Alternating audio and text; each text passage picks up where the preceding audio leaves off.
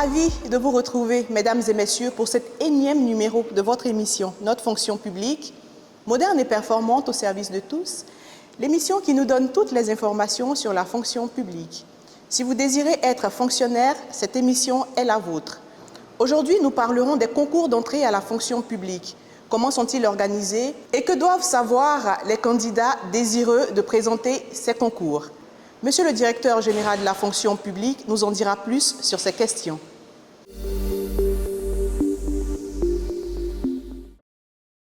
Merci de suivre Notre fonction publique. Nous sommes en compagnie de notre invité du jour, Monsieur Soro Ninagafol, directeur général de la fonction publique, que nous prenons plaisir à recevoir sur ce plateau. Bienvenue, Monsieur le directeur général. Bonjour, merci de me recevoir. Il y a quelques semaines, vous étiez sur ce plateau pour nous parler des Journées de la fonction publique édition 3. Tout à fait. Nous savons qu'elles ont pris fin le 23 juin dernier. En tant que coprésident de cette organisation, quel bilan pouvez-vous nous faire? Bien, merci beaucoup, madame, pour l'occasion que vous m'offrez de parler à nouveau des Journées de la fonction publique, de la 3e édition plus précisément, qui s'est achevée, comme vous l'avez rappelé, le 23 juin 2023. Rappelons que pour cette édition, le thème c'était fonctionnaires et transformation du service public. C'est bien ça. Et il y a eu quelques innovations par rapport aux précédentes éditions 2021-2022. Pour cette édition 2023, il y a eu de nouvelles activités qui se sont ajoutées aux stands et ateliers cliniques, ainsi qu'aux conférences qui se faisaient par le passé, notamment un tournoi de Maracana, une tombola, qui sont venus s'ajouter donc aux activités. Alors, en termes de bilan, ce qu'on peut retenir, c'est que l'activité journée de la fonction publique s'est déroulée sur un mois globalement. D'accord. Elle a démarré, cette activité, par le lancement, le 25 mai, à l'auditorium de la primature, par Madame le ministre. À cette occasion, elle a pu donc décliner le schéma de l'édition 2023 et remettre les kits aux préfets des 3 régions, c'est une innovation aussi pour cette année, des 3 régions de l'intérieur du pays qui ont été choisies pour également dérouler les journées de la fonction publique, notamment la région du Béquet, la région du Haut-Sassandra et la région de l'Andébi-Tchassa. Ça, c'était le jeudi 25. Et le samedi 27 mai, à l'INGS, le tournoi de Maracana, qui est une innovation pour cette édition, a également commencé. Et ce tournoi a mis aux prises 23 ministères sur les 32 que compte le gouvernement. 23 ministères ont effectivement pris part. Ce tournoi était doté du trophée Patrick Hachi, monsieur le Premier ministre. Et la finale a eu lieu le samedi 17 juin, qui a été remportée par le ministère de l'Éducation nationale et de l'alphabétisation. Et avant cette finale, on a eu droit à un beau match de gala, qui a opposé les femmes du ministère de la fonction publique aux femmes du ministère de la solidarité et de la lutte contre la pauvreté. Cette rencontre a été remportée par les femmes du ministère de la fonction publique. Après cette phase consacrée au Maracana, la semaine du 19 au 23 a été consacrée aux journées proprement dites, notamment le lundi 19, il y a eu une séquence de lancement de la signature électronique dans l'administration. Il s'agit donc d'une innovation dans les modalités de signature des actes administratifs et qui va venir révolutionner le travail des signataires. Et avec l'appui de l'ARTCI, le ministère de la fonction publique a pu faire une démonstration de ce que sera dorénavant la signature électronique. Au cours de la même journée du 19, nous avons fait l'ouverture des stands et ateliers cliniques. Oui, où on a eu droit à 50 exposants aussi bien de l'administration que des partenaires de l'administration qui ont exposé. Il y a eu environ 3500 visiteurs qui ont pu effectivement prendre part donc, aux expositions.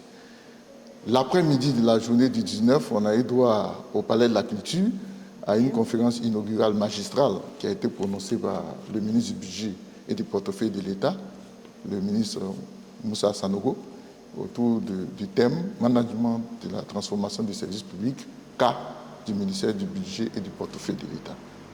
Cette activité a rassemblé plus de 600 personnes qui ont suivi l'exposé du ministre du Budget et du Portefeuille de l'État. À partir du 20, nous avons eu droit au panel. D'accord. Au panel qui ont eu au siège l'immeuble CRAU Yumura, On a eu droit à 4 panels au total qui se sont déroulés les mardis et mercredis et jeudis autour de 4 thèmes, dont la prestation, le premier thème, prestation des services publics orientés satisfaction usagers clients, attractivité de l'administration, c'était le thème 1. Le thème 2, c'était problématique de la performance du fonctionnaire, le thème 2. Le thème 3, quel fonctionnaire pour accompagner la transformation du service public. Et le thème 4, c'était partage d'expérience de la transformation du service public. Donc voici un peu les 4 thèmes qui ont meublé les panels au cours desquels les experts de l'administration, mais aussi du monde universitaire et de la société civile ont pu confronter leurs points de vue, échanger et donner des orientations pour aller vers ce que nous appelons de tous nos voeux, c'est-à-dire la transformation qualitative du service public. La dernière journée de ces moments de réflexion scientifique, c'était la journée consacrée à la journée mondiale du service public qui a eu lieu le vendredi 23 juin au Palais de la Culture. Et au cours de cette cérémonie, Madame le ministre a pu délivrer un message, mais également Monsieur le ministre de l'Intérieur et de la Sécurité, représentant Monsieur le Premier ministre, a également délivré un message d'exhortation envers les fonctionnaires pour s'impliquer, pour s'approprier les missions des services publics. Et cette activité a pu se dérouler devant plus de 1500 personnes, qui a été aussi l'occasion pour nous, organisateurs, de procéder au tirage au sort de la tombola, comme vous le savez, qui avait été lancée. Donc la tombola, et il y a eu au total 7 personnes, 7 heureux fonctionnaires qui ont été récompensés dans les 3 catégories. Donc 5 qui ont reçu une bourse d'études et un ordinateur, un qui a reçu une voiture et un autre retraité qui lui a reçu une maison. Donc cela s'est fait au cours de cette cérémonie. Et puis la veille, jeudi 22, le ministre de la fonction publique, Mme Anne Désiré Loto, a pu délivrer le message du gouvernement à l'endroit de toute la communauté des fonctionnaires, de l'administration, mais aussi de la population, à l'occasion de la Journée mondiale de la fonction publique. Tout cela, pour nous organisateurs, était très intéressant parce qu'il y a eu une forte mobilisation autour de ces journées, et je note que nous avons eu environ 73 publications, on dit comme ça, interactions sur les réseaux sociaux, par nos canaux numériques, constitués de publications de directs, parce qu'il y a eu des directs, et de capsules. Tout cela a pu toucher, selon les estimations que nous avons, plus de 500 000 personnes au cours de ces Jeux. Et extraordinaire. Oui, merci. Je voudrais profiter pour vraiment féliciter l'équipe de communication, le conseiller technique, M. Achourou, le directeur de la communication, M. Boulati, qui ont vraiment mobilisé les équipes et qui ont pu faire vraiment de ces journées d'excellents moments de partage, de communion et d'interaction avec la communauté administrative et l'ensemble de nos populations. Donc voici globalement ramasser ce que nous pouvons faire comme bilan et en tout cas noter nos satisfactions quant à la manière dont les choses se sont déroulées. Voici donc ce qu'il faut retenir des journées de la fonction publique édition 3 qui ont été riches aussi bien en enseignement qu'en émotions. Monsieur le directeur général, à présent nous abordons notre thème du jour qui est axé sur les concours d'entrée à la fonction publique. Merci. Mais d'abord, on aimerait savoir comment ils sont organisés. Est-ce que c'est le ministère de la fonction publique qui prend sur lui chaque année d'organiser ces concours? Non. Merci pour l'occasion que vous donnez de faire des précisions, parce qu'effectivement, nous sommes souvent interpellés pour dire, mais monsieur le DG ou bien la fonction publique n'a pas ouvert tel type de concours, telle catégorie de concours. Donc l'occasion m'est offerte pour expliquer comment se fait effectivement l'organisation des concours. Donc il y a un travail préalable qui est fait en liaison avec les administrations, notamment les directeurs des ressources humaines, pour déterminer ce qu'on appelle les besoins. Donc il y a une expression des besoins, et c'est l'administration qui dit j'ai besoin de tel type d'agent pour travailler. Et ce sont ces expressions de besoins qui sont ensuite regroupées par le ministère de la fonction publique et traitées en liaison avec le ministère du budget, parce qu'une chose est de dire que j'ai besoin de 10 agents, une autre est d'avoir les moyens de payer les 10 agents en question. Donc il y a l'expression qui donne le quantitatif des besoins, et ensuite il y a le traitement de ces expressions de besoins qui est fait en liaison avec le ministère du budget, à considération évidemment de l'impact budgétaire. Et c'est de là que sort ce que nous on appelle les postes budgétaires. Et ce sont ces postes budgétaires-là qui sont traduits en termes de postes à ouvrir pour les concours administratifs. Donc il y a deux conséquences par rapport à ce que je viens de dire. C'est que si les administrations n'ont pas exprimé un besoin, le ministère de la fonction publique ne peut pas ouvrir un concours pour combler ce type de besoin. Voilà. Donc si aucune administration n'a dit j'ai besoin de secrétaire de direction, donc la fonction publique n'organisera pas le concours des secrétaires de direction. Ça c'est d'un. Mais autre chose, c'est que même si les administrations décident, enfin, expriment des besoins en disant on a besoin de 50 secrétaires et que lors de travail de consolidation et de budgétisation avec le ministère du Budget, on se rend compte que le budget ne permettra pas de supporter 50 secrétaires, mais plutôt 30 secrétaires, alors ce sont ces 30 secrétaires qui vont être effectivement recrutés. Donc il y a toute cette activité qui est menée, on va dire, entre les administrations avant d'aller à l'ouverture des concours et à l'organisation des concours. Ce qui peut expliquer que pour la session 2023, certains concours n'aient pas été ouverts, que certains de nos concitoyens se sont un peu émus de la non-ouverture de ces concours, mais cela se justifie par le fait que les administrations n'ont pas exprimé. Des concours très prisés comme ceux de l'attaché administratif, assistant comptable, qui n'ont pas été ouverts et qui ont suscité des plaintes. Oui, parce que c'est ça, c'est ce que j'ai dit. Ce n'est pas, on n'organise pas ces concours pour faire juste plaisir aux diplômés. C'est bien ça. C'est pour venir combler des besoins exprimés par l'administration. Donc s'il n'y a pas de besoins exprimés, on ne peut pas organiser ces concours. Et nous en sommes navrés par rapport donc à l'attente ou à la volonté de nos parents, de nos amis, de nos concitoyens qui veulent accéder à la fonction publique pour donner leur force de travail à l'administration. Des changements à saluer comme celui de la déconcentration des concours dans les villes de l'intérieur. Monsieur le directeur général, qu'est-ce qui a motivé un tel changement? Alors, il faut dire que depuis un certain nombre d'années, l'idée est de venir au secours du candidat pour ne pas lui faire prendre beaucoup de risques, lui faire prendre beaucoup de charges financières liées à la participation au concours. Donc, dans cette idée, le fait que par le passé, tout le monde venait jusqu'à Abidjan, quel que soit son lieu de résidence, pour participer au concours, le ministre de la fonction publique a estimé que c'était une forme d'injustice ou de rupture d'égalité par rapport à ceux qui restent sur place et qui accèdent également à ces concours.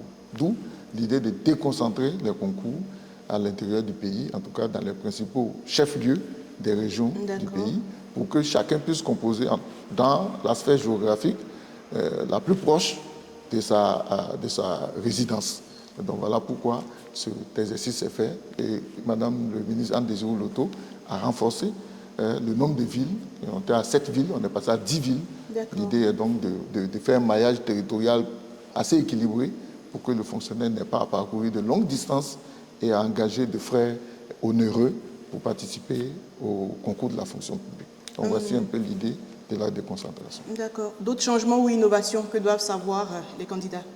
Bon, pour ceux qui ont l'habitude de nos concours, depuis 3 ans, il y a eu beaucoup d'innovations qui ont été introduites. À titre de rappel, on va parler de la personnalisation des copies, on va parler du changement de la gouvernance avec la création d'entités nouvelles comme le collège de supervision, la coordination nationale d'organisation des concours, la participation de la gendarmerie nationale comme acteur de sécurisation de tout le processus d'organisation des concours, la publication des résultats par séquence et dans un délai qui ne doit pas excéder 1 mois à partir de la date de composition pour chacun, et puis la publication en ligne des résultats suivis du relevé des notes. Donc chacun peut accéder à son relevé de notes pour voir sa prestation en ligne. Donc, tout ça sont des innovations qui ont été introduites depuis maintenant 2 ans. Et pour cette année, on reconduit cette batterie d'innovation et on renforce. On renforce en ajoutant quelques améliorations, mais toujours dans l'esprit de faciliter la vie aux candidats, à nos concitoyens, notamment par l'inscription en ligne qui, sur ce volet-là, nous avons dématérialisé le dépôt des dossiers. Le dépôt des dossiers, par le passé, tous les candidats venaient déposer un dossier physique avant d'aller à la composition. Mais pour cette session 2023, nous avons dématérialisé ce volet-là et seulement un dossier minimum est chargé en ligne au moment de l'inscription. Il s'agit du diplôme requis pour le concours. Il s'agit de la carte nationale d'identité pour s'assurer que la personne a la nationalité ivoirienne, puisqu'il faut être ivoirien avant de pouvoir prétendre devenir fonctionnaire, et l'extrait de naissance pour les informations complémentaires d'état civil qui concernent les fonctionnaires. Et donc c'est ce petit dossier minimum que tous les candidats ont eu à charger, et c'est seulement ceux qui vont être admis à l'issue du processus qui vont venir déposer l'ensemble du dossier physique qui comprend toutes les pièces administratives, notamment le casier judiciaire, le certificat des nationalités, la photocopie légalisée du diplôme, etc. etc. C'est l'ensemble de ce dossier qui va constituer son dossier à déposer aux archives du ministère de la fonction publique et qui va le suivre jusqu'à la retraite. Voilà, ça va seulement concerner les admis et non plus l'ensemble des candidats, comme on l'avait fait aussi pour la visite médicale, qui est une innovation. Dorénavant, la visite médicale n'est prescrite que sur les candidats admis et non plus sur l'ensemble des candidats. Donc ce sont ces innovations que nous avons introduites pour la session 2023 des concours administratifs. On sait tous, Monsieur le Directeur Général, que le retrait des convocations est imminent et donc les compositions sont imminentes. C'est clair. Quel conseil, en tant que Directeur Général de la fonction publique, pouvez-vous donner à tous ces candidats? Emboîtant le pas en cela à Madame le ministre de la fonction publique, Madame Anne Désiré Loto, je voudrais exhorter les candidats à préparer sérieusement les concours. D'accord. Parce que le concours a ceci de particulier qui met en compétition. Non pas au regard d'une moyenne, mais au regard de postes budgétaires. Si participer à un examen, la compétition se fait par rapport à la moyenne qu'il faut avoir. Donc ce n'est pas entre le candidat et un autre candidat que la compétition se déroule, mais par rapport à la moyenne. Pour le concours, la compétition se fait entre tous les candidats, à concurrence des postes budgétaires. Donc c'est très sélectif. Et en moyenne, nous avons souvent un peu plus de 100 000 candidatures pour à peine 20 000 admissions. Donc vous voyez, le gap, il est énorme. Parce que c'est un concours, il y a des postes budgétaires qui conditionnent le nombre des admis. Donc il faut vraiment préparer avec beaucoup de sérieux, d'engagement, les concours administratifs. S'éloigner de tout ce qui est trafic, réseau, chercher des parrains ou des bras longs, cela ne prospère plus parce que nous avons mis en place un dispositif administratif, technique, informatique qui vient mettre la crédibilité au centre de tout le processus. Donc c'est un appel à la responsabilité aussi pour les parents qui encouragent ou soutiennent leurs enfants en cherchant des réseaux. C'est une œuvre à pure perte et qui les expose à des risques d'escroquerie, mais en plus à des risques de poursuites judiciaires parce que c'est une action qui est assimilée à de la corruption et la corruption est sanctionnée par le code pénal. Donc vraiment appeler les parents et les candidats à s'éloigner de toutes ces pratiques et à revenir aux fondamentaux du mérite en préparant sérieusement leur concours et en allant le cœur léger à la compétition. Les plus méritants seront admis. Merci, Monsieur le Directeur Général. Des dates à retenir pour les différents concours? Oui, dès la semaine du 24, normalement les convocations seront... 24 juillet. 24 juillet, les convocations seront administrées et à partir de ce moment-là, tous les candidats sauront les dates de composition qui, normalement, commencent le 12 août et qui vont s'étaler sur une période de 2 mois, globalement. Et comme je l'ai dit, les résultats vont se donner par séquence. Les premières qui vont composer auront leurs résultats aussi en première position et ils n'attendront pas la fin de tout le processus pour avoir leurs résultats. Mais en tout cas, on aura l'occasion de communiquer autour des dates pour que chacun sache exactement les différentes étapes qui restent jusqu'à la publication de leur admission, j'espère pour eux. Merci, M. Soroni Nagafol, directeur général de la fonction publique, d'avoir éclairé notre lanterne sur ces points évoqués.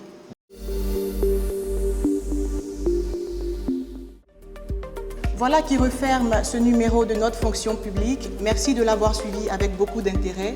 Nous, on se donne rendez-vous mercredi prochain. D'ici là, portez-vous bien et à bientôt.